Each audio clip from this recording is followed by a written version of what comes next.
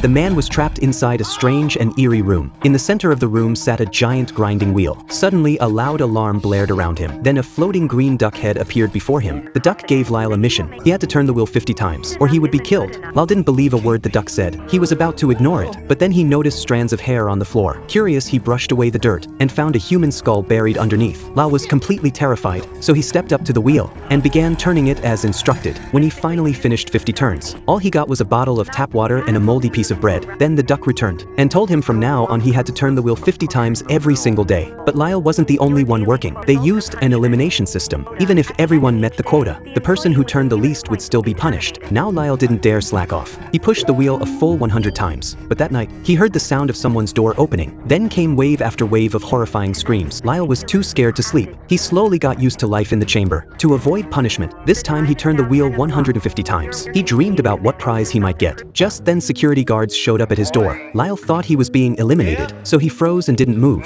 After the guards impatiently yelled at him, Lyle nervously approached the door. He followed the instructions and removed all his clothes. A bright spotlight lit up his face. Then water sprayed from a pipe above. A bar of soap dropped at his feet. Lyle picked it up and rubbed it on himself. Suddenly, another burst of water hit him. It turned out the reward today was a shower. The small rewards made Lyle genuinely happy, so he worked even harder. The duck told Lyle all the money he earned here would be sent to his family. Thinking of his pregnant wife, Lyle was relieved she wouldn't have to worry about money. That day, he turned the wheel 370 times, but he didn't realize his hard work made life even worse for all the workers. The quota was raised to 370 for everyone, and Lyle got the worst of it because he did the best. Every 2 turns only counted as 1, so he now had to turn the wheel 740 times each day. If he failed to hit the quota, they would take away all his rewards and even bring his wife here. To protect his family, Lyle had no choice but to push on, but he knew he would eventually die from exhaustion. A neighbor felt sorry for Lyle and secretly told him a way to escape. He said the cameras couldn't see one side of the wall. Someone once broke through and escaped. That section had since been patched up, so it must still be weak. Lyle remembered the pen he had traded for.